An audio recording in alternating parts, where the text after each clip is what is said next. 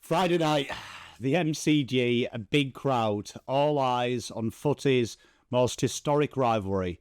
And if there was ever a night to prove the critics wrong, to say, we're not a meme, this was it. And instead, the Blues, they delivered a performance so flat, you'd think the boys had just clocked off on a double shift at McDonald's on a Friday night. Collingwood, multiple goal kickers, system footy, everyone sharing the load, everyone enjoying it. And the Blues, by the end, were auditioning for sport's funniest home videos. And not in a good way. And here we are, again, coaches under fire, players being questioned, messaging from the club being thrown away, fans fuming, questions swirling from the boardroom to the last seat on the tram home. This is beyond a rough patch. This is a real identity crisis in real time being played out before our eyes. Let's run that intro and let's get stuck into it.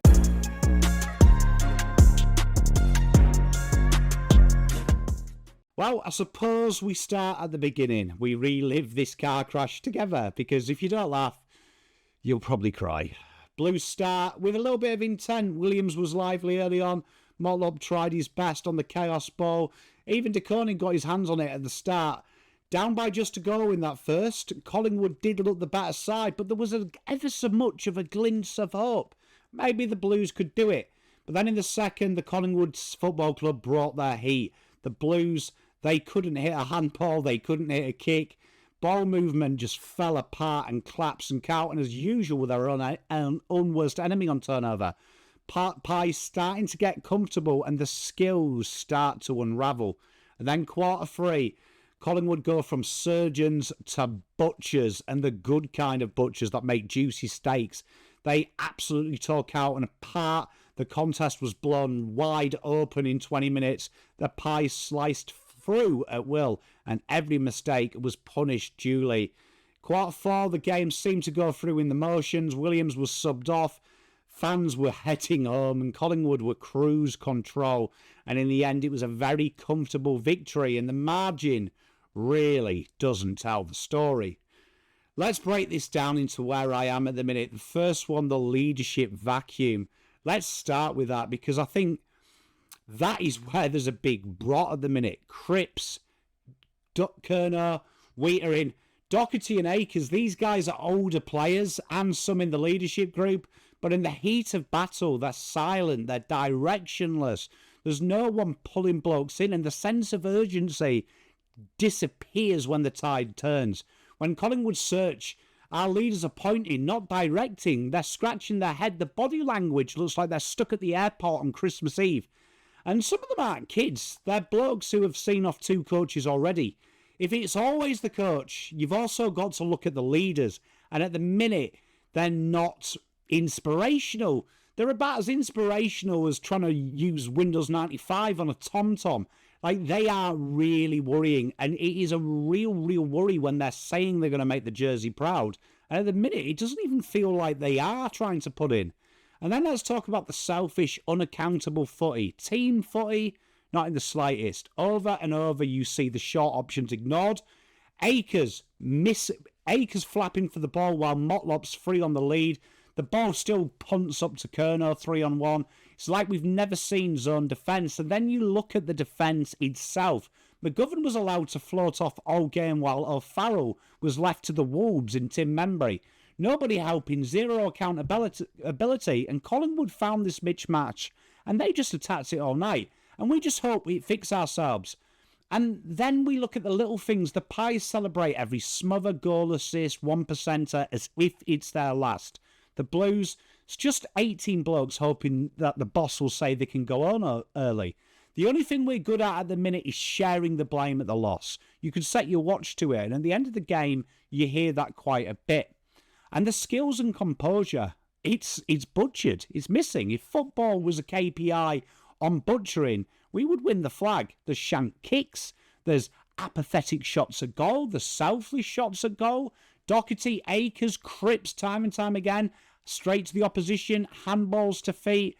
There's a reason that Carlton are one of the worst converting sides inside 50, and you've only got to see the way that they get there. Collingwood move the ball like pros. They play with no panic and they launch grenades that explode. If I see one more aimless bomb on a hot spot in that pocket, I'm ringing the RSPCA for cruelty to baggers. And it's the optics and the effort and the bad body language of these boys.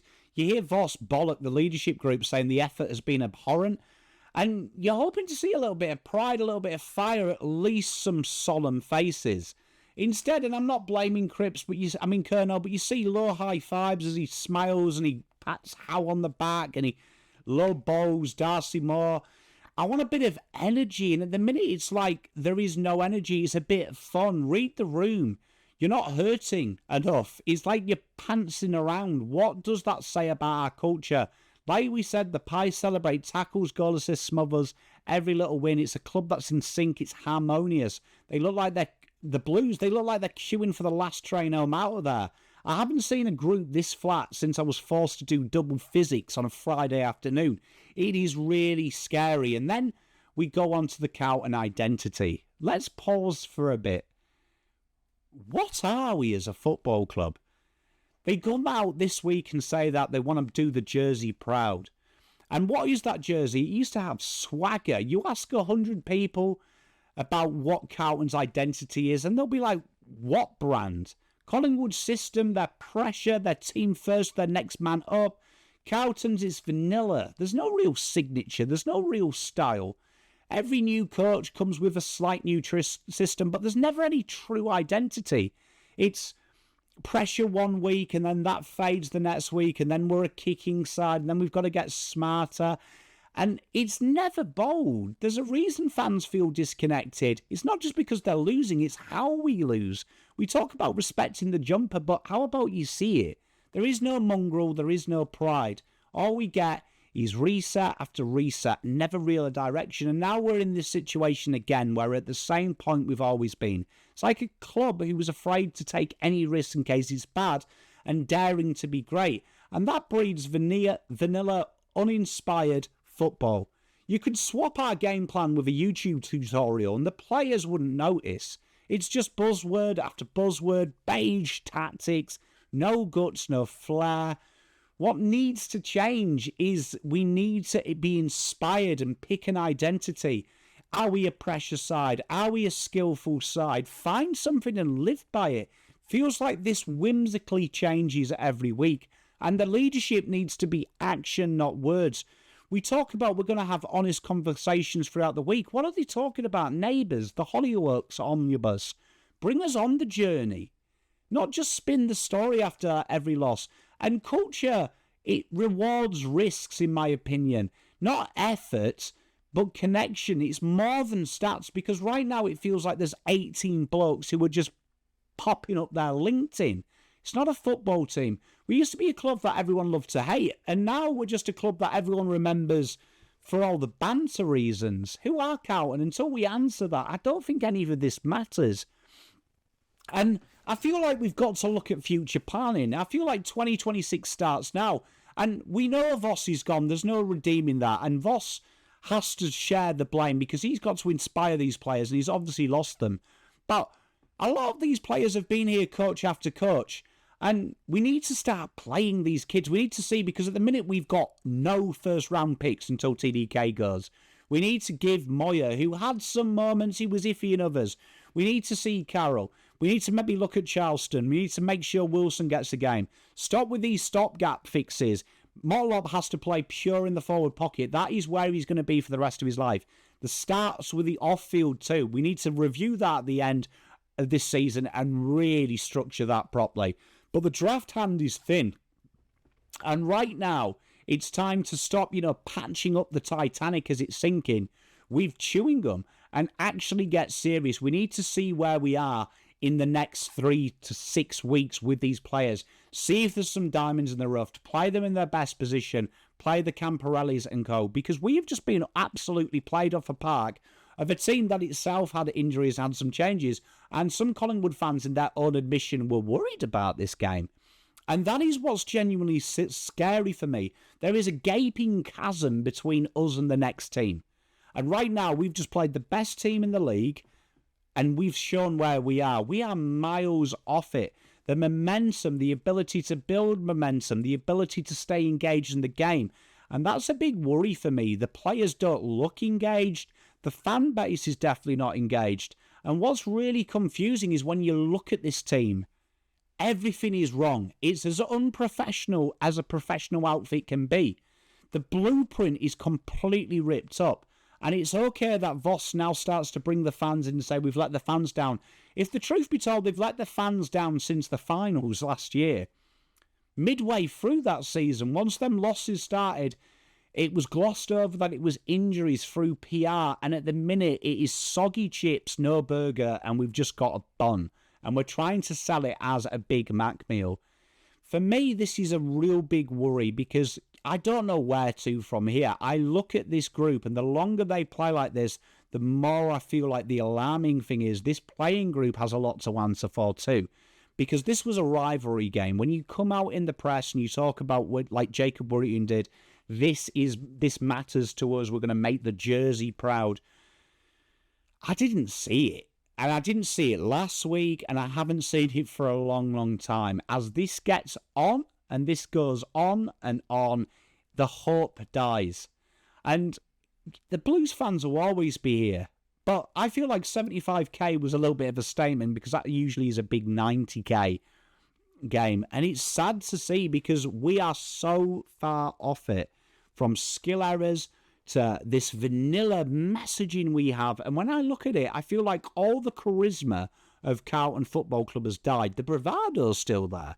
But the charisma, the substance is completely disintegrated in all the players. The zest and enthusiasm is so far off it.